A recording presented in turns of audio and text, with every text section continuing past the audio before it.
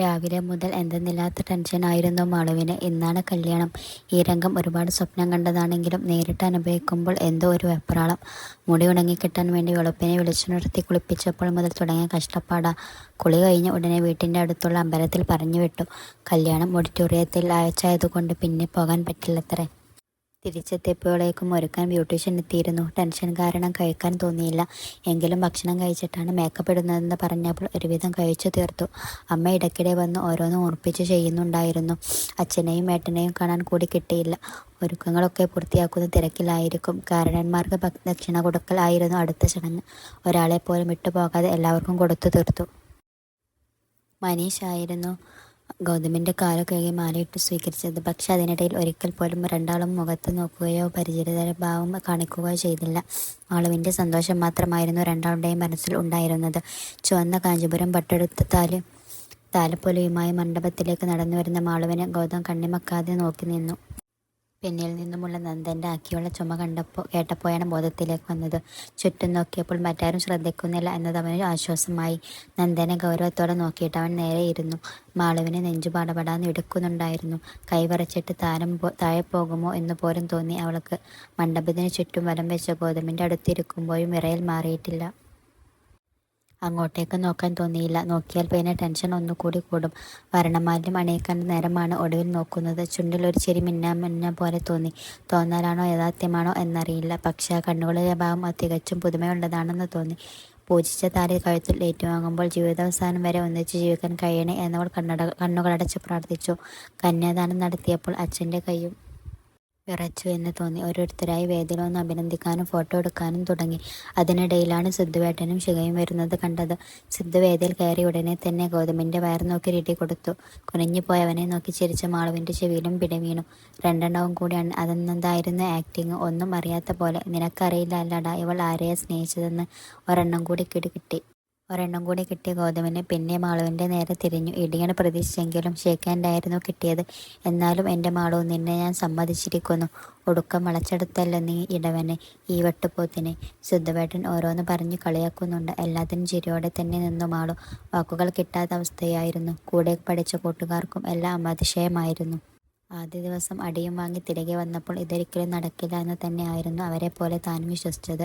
പക്ഷേ തീവ്രമായി ആഗ്രഹിച്ചാൽ നേടിത്തരാൻ പ്രകൃതി പോലും കൂടെ ഉണ്ടാകും എന്ന് ആൽക്കമിസ്റ്റൻ പറഞ്ഞതുപോലെ ദൈവം നടത്തി തന്നതായിരിക്കാം എന്ന് തോന്നി അവൾക്ക്. ഏറ്റവും പ്രിയപ്പെട്ട പാലടക്കൂട്ടി സദ്യ ഉണ്ണുമ്പോൾ ചോറിനേക്കാൾ കൂടുതൽ പായസമാണ് കുടിച്ചതെന്ന് തോന്നി മാളുവിന്. പണ്ടും അങ്ങനെയാണ്. പാലട ഉണ്ടെങ്കിൽ മറ്റൊന്നും വേണ്ട. അച്ഛനെ കൊണ്ട് പ്രത്യേകം പറഞ്ഞു വെപ്പിച്ചതാണ് കല്യാണത്തിന്. വീണ്ടും പായസത്തിനായി വിളിക്കാൻ തുടങ്ങി. എങ്കിലും ദേഷ്യത്തോടെ മുമ്പിൽ നിൽക്കുന്ന അമ്മയെ കണ്ട് വേണ്ട എന്ന് വെച്ചു. യാത്ര പറയാൻ തുടങ്ങുമ്പോൾ പിടിച്ചു നിർത്തിയിട്ടും മാളുവിന് സങ്കടം സഹിക്കാൻ ആയില്ല. എത്രയൊക്കെ ശ്രമിച്ചിട്ടും അവൾ കരച്ചിൽ നിർത്തുന്നില്ല എന്ന് കണ്ടതും ഗൗതം അവസാനം അവൾ പുറത്തെടുക്കാൻ തീരുമാനിച്ചു. എങ്കിൽ പിന്നെ ഞാൻ ഇറങ്ങട്ടെ അച്ഛ. ഇവളുടെ വിഷം ഒക്കെ മാറിയൊക്കെ ആയിട്ട് അങ്ങോട്ടേക്ക് ാൽ മതി. ഈറനണിഞ്ഞ മിഴികളോടെ അവളെ ചേർത്ത് പിടിച്ചു നിൽക്കുന്ന മോഹനെ കണ്ണുറുക്കി കാണിച്ചവൻ പറഞ്ഞു. എങ്കിൽ അങ്ങനെ ചെയ്യാം എന്ന് പറയുന്നു മാളു. കുറച്ച് ദിവസം കഴിഞ്ഞിട്ട് മോളുടെ കരച്ചിലൊക്കെ മാറിയിട്ട് അച്ഛ കൊണ്ടുവിടാം. അത് കേട്ടവൻ സ്വിച്ചിട്ട പോലെ മാളുവിൻ്റെ കരച്ചിൽ നിന്നു. ആൾ അവനെ നോക്കി ചുണ്ടു കുറിപ്പിച്ച് പിണങ്ങി മാറി നിന്നു. സ്ഥിരമായി വരുന്ന വീടാണെങ്കിലും നിലവിളക്കുമായി അന്നാദ്യമായി ആ പടി കയറുമ്പോൾ മനസ്സാകെ സന്തോഷം നിറയുന്ന പോലെ തോന്നി അവൾക്ക്. പൂജാമുറിയിൽ വിളക്ക് വെച്ച് കണ്ണുകൾ അടച്ചവൾ പ്രാർത്ഥിച്ചു. പുറത്തേക്കിറങ്ങിയപ്പോഴേക്ക് പരിചയപ്പെടാനായി ഒരുപാട് പേര് കാത്തു നിൽക്കുന്നുണ്ടായിരുന്നു. വലിയ രീതിയിലുള്ള റിസപ്ഷൻ തന്നെയായിരുന്നു. ചിരിച്ചു കവിൾ വേദനിക്കുന്നു. കവിളും തടങ്ങി പരിഭവം പറയുന്ന മാളുവിൻ്റെ ഭാവങ്ങൾ കണ്ടതും ഗോതത്തിന് ചിരി വന്നു. പ്രിയ വന്നു എങ്കിലും ഒന്നും സംസാരിക്കാൻ നിൽക്കാതെ ആശംസകൾ അറിയിച്ചു പെട്ടെന്ന് തന്നെ മടങ്ങി. പക്ഷേ യാത്ര പറഞ്ഞിറങ്ങുമ്പോഴും അവളുടെ കണ്ണുകൾ മാളുവിനെ പകയോടെ നോക്കുന്നുണ്ടായിരുന്നു. ഒരവസരത്തിനായി കാത്തിരിക്കുന്നത് പോലെ. എല്ലാം കഴിഞ്ഞ് ഷവറിൻ്റെ കീഴിൽ നിൽക്കുമ്പോൾ ശ്വാസം തിരിച്ചു കിട്ടിയ ഫീൽ ആയിരുന്നു മാളുവിന്. കുളിച്ചിട്ട് ഇറങ്ങുമ്പോഴേക്ക് കയ്യിൽ ഒരു സെറ്റ് സാരിയുമായി ബീന കാത്തിരിക്കുന്നുണ്ടായിരുന്നു. സാരി ഒരിടത്ത് കണ്ണാടിയുടെ മുമ്പിൽ നിൽക്കുമ്പോൾ എന്തോ ഒരു കുറവ് പോലെ തോന്നി മാളുവിന്. മുല്ലപ്പൂവില്ലല്ലോ. എല്ലാ പൂവും രാവിലെ എടുത്തതാണെന്ന് തോന്നുന്നേ. അമ്മയോട് ചോദിച്ചാലോ? അല്ലെങ്കിൽ വേണ്ട, ഇംപ്രഷൻ പോകും. ഇതൊക്കെ വെച്ചങ്ങ് അഡ്ജസ്റ്റ് ചെയ്യാം. പാൽ ഗ്ലാസുമായി മുകളിലേക്ക് ചെല്ലുമ്പോൾ നെഞ്ചിടിപ്പ് കൂടുന്നത് പോലെ തോന്നി അവൾക്ക്. വിറച്ചു പാലൊക്കെ താഴെ പോകുമെന്ന് തോന്നി. ഫസ്റ്റ് നൈറ്റിന് മുമ്പെങ്കിലും ഐ ലവ് യു എന്ന് പറയുമോ എന്തോ സ്വയം ചോദിച്ചുകൊണ്ട് അവൾ അകത്തേക്ക് ചെന്നു. കട്ടിൽ ഇരുന്നു ലാപ്ടോപ്പിൽ മെയിൽ ചെക്ക് ചെയ്യുന്ന ഗൗതമിനെ കണ്ടതും അവൾ ഒന്ന് നെടുവേർപ്പെട്ടു. എന്തൊക്കെ പ്രതീക്ഷയായിരുന്നു. ഇങ്ങറി ആദ്യരാത്രി ഒന്നും സിനിമയിൽ കണ്ടിട്ടില്ലേ? അക്ഷമനായി ജനലിൽ കൂടി പുറത്തേക്ക് നോക്കി നിൽക്കുന്ന, അല്ലെങ്കിൽ മുറിയിൽ കൂടി അങ്ങോട്ടും ഇങ്ങോട്ടും നടക്കുന്ന നായകൻ. ജനൽ കൂടി നോക്കിയില്ലെങ്കിലും ആ വാതിലിൽ എങ്കിലും നോക്കിയിരുന്നോടെ ഇയാൾക്ക് ഒരു ചവിട്ട് വെച്ച് കൊടുക്കാൻ അവൾക്ക് തോന്നിയത്. പക്ഷെ ആരോഗ്യത്തിന് നല്ലതല്ല എന്ന് കണ്ടിട്ട് മുരനാക്കി. വന്നോ, നീ കിടന്നോ, എനിക്കൊരു മെയിൽ കൂടി അയക്കാനുണ്ട്. അതും കഴിഞ്ഞിട്ട് ഞാൻ കിടന്നോളാം. ലേറ്റ് ബുദ്ധിമുട്ടാണെങ്കിൽ പറഞ്ഞാൽ മതി, ഞാൻ പുറത്തേക്ക് പോയിക്കോളാം. അവളെ നോക്കാതെ അവൻ പറഞ്ഞു. അപ്പോൾ ആദ്യ രാത്രിയോ? ചോദിക്കാൻ ഉദ്ദേശിച്ചതല്ലെങ്കിലും അറിയാതെ നാവിൽ വന്നു പോയി. എങ്ങോട്ടോടി രക്ഷപ്പെടണം എന്നറിയാതെ അവൾ നിന്നു. അവളുടെ ആ പറച്ചിൽ കേട്ടപ്പോൾ ഗൗതമിൻ്റെ വിരലുകൾ ടേപ്പ് ചെയ്യുന്നത് നിർത്തി. സെറ്റ് സാരി എടുത്ത കയ്യിലൊരു പാൽ ഗ്ലാസുമായി ചമ്മരം നാണവും കലർന്ന മുഖഭാവത്തോടെ തന്നെ നോക്കി നിൽക്കുന്ന അവളെ കണ്ടപ്പോൾ അവളിൽ വല്ലാതൊരു നിഷ്കളങ്കത തോന്നി അവന്. ചക്കര പാൽ ഗ്ലാസും കൊണ്ട് അതിരാത്രി ആഘോഷിക്കാൻ ഇറങ്ങിയതാ അവൾ. ചമ്മിയൊരു ചിരി ചിരിച്ചു. എന്താ ചിരി? എന്തായാലും ചേട്ടന് ഇപ്പോൾ തീരെ സമയമില്ല. ആദ്യം തിരക്കൊക്കെ നൊയ്യട്ടെ, എന്നിട്ട് തീരുമാനിക്കാം ആദ്യരാത്രി വേണോ വേണ്ടയോ എന്ന്. ഇപ്പോൾ മോള് വന്ന് കിടക്കാൻ നോക്ക്. പകൽ മുഴുവൻ നിന്നതല്ലേ? അവൻ പകുതി കളിയാക്കിയും പകുതി കാര്യമായും പറഞ്ഞു. പിന്നെ വീണ്ടും നോട്ടം അവളിൽ നിന്നും മാറ്റി. മാളു അവനെ ദേഷ്യത്തോടെ നോക്കിയിട്ട് കയ്യിൽ ഉള്ള പാൽ മുഴുവൻ ഒറ്റയ്ക്ക് വലിച്ചു കുടിച്ചു. ആദ്യരാത്രി നടക്കാൻ വയ്യാത്തവർക്ക് പാലും കുടിക്കണ്ട. അല്ല പിന്നെ. അവൾ പിറുപിറുക്കുന്നതൊക്കെ കേട്ടെങ്കിലും ഗൗതം പ്രതികരിച്ചില്ല.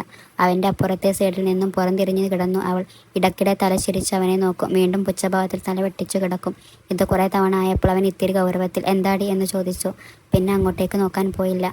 ഫസ്റ്റ് നൈറ്റ് ഇല്ലത്രേ. ഒന്ന് നേരം കൊടുക്കട്ടെ, ഫസ്റ്റ് ഡേ ഞാൻ നടത്തും, അവൾ സ്വയം പറഞ്ഞു. പലവിധമായ പ്ലാനുകൾക്ക് ശേഷം ഒടുവിൽ കണ്ണുകളെ മയക്കം തഴുകി. ഗൗതം കിടക്കാൻ വരുമ്പോഴേക്കും ആളു നല്ല ഉറക്കമായിരുന്നു. നിഷ്കളങ്കമായ മുഖത്തോടെ ഉറങ്ങുന്ന അവളവൻ അരുമയോടെ നോക്കി നിന്നു. പിന്നീട് അവളുടെ മുടുകളിൽ കൂടി വെല്ലോടിച്ച് നെറുകയിൽ ചുംബിച്ചു. ഉറക്കത്തിനിടയിലും അവൻ്റെ ചുണ്ടുകളെ തണുപ്പറിഞ്ഞോണം അവൾ ഒരു ചിരി വിടർന്നു. അലാറാം അടിക്കുന്ന സൗണ്ട് കേട്ടിട്ടാണ് മാളു രാവിലെ കണ്ണ് തുറന്നു നോക്കുന്നത്. ആലസ്യത്തോടെ ഫോണിൽ സമയം നോക്കി. 6 മണി. വീണ്ടും ഉറങ്ങാൻ വേണ്ടി കണ്ണടച്ചപ്പോഴാണ് കല്യാണം കഴിഞ്ഞിട്ട് ആദ്യത്തെ ദിവസമാണല്ലോ എന്ന് ഓർത്തത്. അവൾ ചാടി എഴുന്നേറ്റ് ബെഡിൽ ഇരുന്നു. ഗൗതം തൊട്ടടുത്ത് തന്നെ കിടപ്പുണ്ട്. രാത്രി ഉറക്കത്തിലെങ്കിലും കെട്ടിപ്പിടിച്ചു കിടക്കും എന്ന് വിചാരിച്ചു. ഇതൊരു നടക്ക് പോകും എന്ന് തോന്നുന്നില്ലല്ലോ കൃഷ്ണ. തലയുടെ പിന്നിൽ കൈവച്ച് ശാന്തമായി ഉറങ്ങുന്ന അവനൊരു നിമിഷം അവൾ നോക്കി നിന്നു. പിന്നെ മുടികളിൽ കൂടി വിരലൊടിച്ചു. നിങ്ങളുടെ തപസ്സിലാക്കാൻ പറ്റുമോ എന്ന് ഞാൻ നോക്കട്ടെ കേട്ടോ.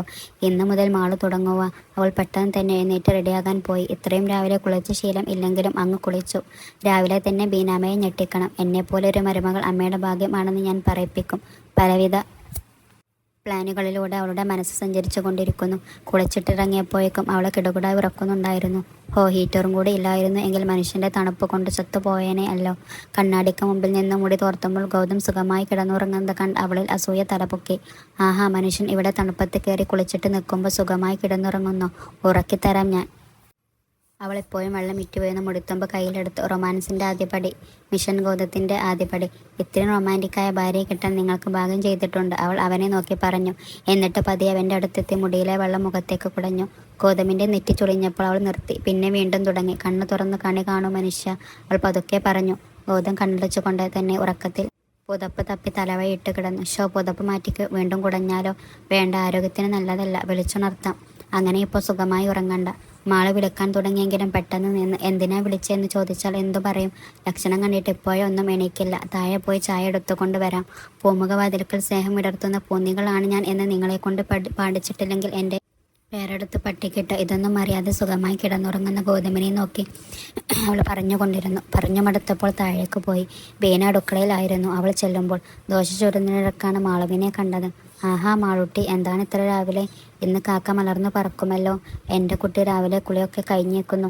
അവൾ ഒന്ന് പിണങ്ങിയതുപോലെ ഭാവം കാണിച്ചെങ്കിലും പെട്ടെന്ന് തന്നെ അടുത്തേക്ക് ചെന്നു. ഇങ്ങു മാറമ്മേ, ഞാൻ ചുട്ടോളം ബാക്കി. മാവിന് വേണ്ടി കൈനീട്ടിക്കൊണ്ട് പറഞ്ഞു. എൻ്റെ മാളു, നീ ഇങ്ങനെ അമ്മായിയമ്മയെ വളക്കാൻ നോക്കാതെ എൻ്റെ ചെക്കനെ പോയി വളക്ക്. നീ പണിയെടുക്കല്ലേ എന്ന് എനിക്ക് നല്ലോണം അറിയാം. ഇന്നലെയും കൂടി ദിവ്യ എന്നോട് പറഞ്ഞതേ ഉള്ളൂ, നിനക്കൊന്നും വെക്കാൻ അറിയില്ല, പഠിക്കാൻ വിളിച്ചാലും വരില്ലെന്ന്. 1 മാസത്തിനകം പാചകം പഠിപ്പിച്ചോണം എന്നും പറഞ്ഞിട്ടാ ഇന്നലെ പോയത്. ബീന ചിരിച്ചു. ഈ അമ്മയെ കൊണ്ട്. മാളു തലയിൽ കൈവച്ചു. അമ്മക്ക് എനിക്ക് ഇപ്പോൾ ഒരു ജോലി തരാൻ പറ്റുമോ ഇല്ലയോ? അവൾ പിണങ്ങി തിരിഞ്ഞു കൈകെട്ടി നിന്നു. അവളുടെ ഭാവം കണ്ട് ബീനക്ക് ചിരി വന്നു. എന്നാ പിന്നെ കോഫി ഉണ്ടാക്കിക്കോ. അവൻ താഴേക്ക് വന്നാൽ ഉടനെ ചോദിക്കും. അവൾ പാടിക്കൊണ്ട് കോഫി ഉണ്ടാക്കാൻ തുടങ്ങി. നോക്കിക്കോ, നാളെ മുതൽ അമ്മയുടെ മോൻ ബെഡിൽ കിടന്നു തന്നെ കോഫിക്ക് വിളിക്കാൻ തുടങ്ങും. അവൾ ഗർവോടെ പറഞ്ഞിട്ട് കോഫി കപ്പിലേക്ക് പകർന്നു. ഉറക്കിൽ നിന്നും കണ്ണു തുറക്കുമ്പോൾ കയ്യിൽ ഒരു കോഫിയുമായി സുന്ദരിയായ ഭാര്യ മുൻപിൽ. അവൾ സ്വയം പറഞ്ഞുകൊണ്ട് മുകളിലേക്ക് പടികൾ കയറി. ഉറക്കത്തിൽ നിന്നും സ്നേഹത്തോടെ വളർച്ചെടുത്തപ്പോൾ ഗൗതം ചിരിയോടെ എഴുന്നേൽക്കുന്നതും കോഫി കൊടുക്കുമ്പോൾ അത്ഭുതത്തോടെ നോക്കുന്നതുമെല്ലാം അവളുടെ മനസ്സിൽ ഒരു ചിത്രം പോലെ തെളിഞ്ഞു വന്നു. ഇന്ന് ഞാൻ തകർക്കും. റൂമിൽ ചെന്ന് നോക്കിയപ്പോൾ ഗൗതം ബെഡിലില്ല. ഇതെവിടെ പോയി? അവൾ ചുറ്റും നോക്കി. ബാത്റൂമിന്റെ ഡോർ തുറന്ന് തലയും തോർത്തിക്കൊണ്ട് പുറത്തിറങ്ങുന്ന ഗൗതം കാണുന്നത് ചുണ്ടും പിളർത്തി ദേഷ്യവും വിഷമവും ഒക്കെ കലർന്ന ഭാവത്തോടെ അവനെ നോക്കി നിൽക്കുന്ന മാളുവിനെയാണ്. കോഫി കൊടുക്കുന്നതിന് മുമ്പ് കുളിക്കാൻ ആരാ പറഞ്ഞേ? ഞാനെന്നും കുളിച്ചിട്ടാ കഴിക്കാറ്. നീ എന്തിനാ ഇതിപ്പോൾ ഇങ്ങോട്ട് കൊണ്ടുവന്നത്? ഞാൻ താഴേക്ക് വരുമല്ലോ. അവളുടെ പ്ലാനുകൾ ഒന്നും മനസ്സിലാക്കാതെ അവൻ ചോദിച്ചു. കുന്തത്തിന് നാളെ മുതൽ കോഫി കുടിച്ചിട്ട് കുളിച്ചാൽ മതി. ദേഷ്യത്തോടെ കപ്പ് അവൻ്റെ കയ്യിൽ കൊടുത്തിട്ട് അവൾ താഴേക്ക് പോയി. പിന്നീടുള്ള ഒരാഴ്ച വലിയ തിരക്കിലായിരുന്നു. ഒരു ദിവസം മാളുവിൻ്റെ വീട്ടിൽ പോയി നിന്നു. അച്ഛനെയും അമ്മയെയും ഏട്ടനെയും ഒക്കെ കണ്ടപ്പോൾ മാളുവിന് സ്വർഗം കിട്ടിയ സന്തോഷമായിരുന്നു. എല്ലാ കാര്യങ്ങളും അവളുടെയും ഗോതത്തിൻ്റെയും ഇഷ്ടത്തിന് ചെയ്യുമ്പോൾ കുറച്ചുകൂടി നേരത്തെ കല്യാണം കഴിച്ചാൽ മതിയായിരുന്നു എന്ന് പോലും തോന്നി അവൾക്ക്. ഇതുവരെ കിട്ടാത്ത പരിഗണന അവൾ വല്ലാതെ ആസ്വദിച്ചു. മനീഷും ഗോതവും പഴയ പോലെ തന്നെ പരസ്പരം ഒന്നിച്ചിരിക്കാനുള്ള അവസരങ്ങൾ മനഃപൂർവ്വം ഒഴിവാക്കി. അത് മാളുവിന് വിഷമം ആയെങ്കിലും തൻ്റെ ഏട്ടൻ കാരണം ഗോതമിൻ്റെ മനസ്സിനേറ്റ മുറിവ് അത്ര പെട്ടെന്ന് മാറില്ല എന്നും അവൾക്കറിയാമായിരുന്നു. പിറ്റേ ദിവസം യാത്ര പറഞ്ഞിറങ്ങുമ്പോൾ മാളവിന് വീണ്ടും സങ്കടം സഹിക്കാൻ കഴിഞ്ഞില്ല. കുറച്ച് കഷ്ടപ്പെട്ടിട്ടാണ് അവളെ ഗൗതം തിരികെ വണ്ടിയിൽ കയറ്റിയത്. പിന്നെ നിന്ന് തിരിയാൻ കഴിയാത്ത തിരക്കായിരുന്നു. വിരുന്നിന് പോക്ക്. രാവിലെ നേരത്തെ ഇറങ്ങും. രാത്രി എത്തുമ്പോഴേക്കും ആകെ കുഴഞ്ഞിട്ടുണ്ടാകും. പിന്നെ എവിടെ എങ്കിലും തളർന്ന് കിടന്നുറങ്ങും. ഒരുവിധം ഒരാഴ്ച കൊണ്ട് എല്ലാ വീട്ടിലും പോയി തീർത്തു. ക്ഷീണം കാരണം പുതിയ പ്ലാനുകൾ ഒന്നും മാളുവിന് നടത്താൻ കഴിഞ്ഞില്ല. ഇന്നലെ നിന്റെ ലീവ് തീരുന്നത്. നാളെ കുറച്ചു നേരത്തെ ഓഫീസിൽ എത്തണം. കുറച്ച് പെൻഡിങ് വർക്ക് ബാക്കിയുണ്ട്. രാത്രി കിടക്കാനായി റൂമിലേക്ക് വന്ന മാളു അവൻ്റെ പറച്ചിൽ കേട്ട് അന്തം വിട്ടു നിന്നു. ലീവ് നീട്ടിക്കോട്ടെ എന്ന് ചോദിക്കാൻ വന്നപ്പോഴാണ് ഈ പറച്ചിൽ. എനിക്ക് കുറച്ച് ദിവസം കൂടി ലീവ് വേണം. അവനെ കൂർപ്പിച്ചു നോക്കി അവൾ പറഞ്ഞു. ഗോതം ഒരു പിരികം പൊക്കി അവളെ നോക്കി. ശരി, നാളെ രാവിലെ നന്ദൻ്റെ കയ്യിൽ റിസൈനേഷൻ ലെറ്റർ കൊടുത്തേക്ക്. അടുത്ത ആളെ അപ്പോയിൻമെൻറ്റ് ചെയ്തോളാം. കൂടുതൽ സംസാരിക്കാൻ നിൽക്കാതെ അവൻ എഴുന്നേറ്റ് താഴേക്ക് പോയി. മാളു വാ തുറന്നു നിന്ന് പോയി. പിന്നെ ഒരു തലയണെടുത്ത് അവൻ പോയ വഴി എറിഞ്ഞു. ദുഷ്ടൻ, മനുഷ്യനെ പണിയെടുപ്പിച്ചു മതിയായില്ലേ? നോക്കിക്കോ, ഇനി എൻ്റെ അടുത്ത് ഇങ്ങോട്ടേക്ക് വന്ന് മിണ്ടാതെ ഞാൻ മിണ്ടില്ല. താഴ്ന്നു കൊടുക്കും തോറും തലയിൽ കയറുന്നതും അവൾ പിണക്കത്തോടെ ചുണ്ടുപൊട്ടി. രാത്രി ഗൗതം വന്നു കിടന്നതൊക്കെ അറിഞ്ഞെങ്കിലും തിരിഞ്ഞു നോക്കാൻ പോയില്ല. രാവിലെയും മാളുവിൻ്റെ മുഖം വീർത്തു തന്നെയിരുന്നു. ഒന്നിച്ചു പോകാൻ എന്ന് ബീന പറഞ്ഞെങ്കിലും കേട്ടില്ല. മനീഷിനെ വിളിച്ചു. രാവിലെ തന്നെ സ്കൂട്ടി കൊണ്ടുവരിച്ചു. ഇറങ്ങാൻ നേരം ഗൗതമിനെ ഒന്നുകൂടി ഒന്ന് തറപ്പിച്ചു നോക്കിയ ശേഷം വണ്ടിയെടുത്തു. അവളുടെ കാട്ടിക്കൂട്ടലൊക്കെ കണ്ടിട്ട് ഗൗതമിന് ചിരി വരുന്നുണ്ടായിരുന്നു. സത്യം പറഞ്ഞാൽ ഓഫീസിൽ അവൾ ഇല്ലാതൊരു ബുദ്ധിമുട്ടാണ്. കല്യാണത്തിന് മുമ്പുള്ള ഒരാഴ്ച അത് ശരിക്കും അനുഭവിച്ചു. പക്ഷെ അത് നേരിട്ട് പറഞ്ഞാൽ പെണ്ണ് പിന്നെ തലയിൽ കയറും. അതാ വളഞ്ഞ വഴി പറഞ്ഞത്. മാളു ഓഫീസിലെത്തിയപ്പോൾ തന്നെയാണ് പ്രിയയും വന്നത്. സ്കൂട്ടിൽ വന്നിറങ്ങുന്ന മാളുവിനെ പ്രിയ പുച്ഛത്തോടെ നോക്കി. എന്താണ് മാളവിക, കല്യാണം കഴിഞ്ഞിട്ടും രണ്ടായിട്ടാണോ വരവ്? അവളുടെ ചോദ്യം കേട്ടിട്ട് മാളുവിന് ദേഷ്യം ഒന്ന് കൂടിയെങ്കിലും അവളുടെ മുമ്പിൽ തോറ്റു കൊടുക്കാൻ മനസ്സാൻ വന്നില്ല.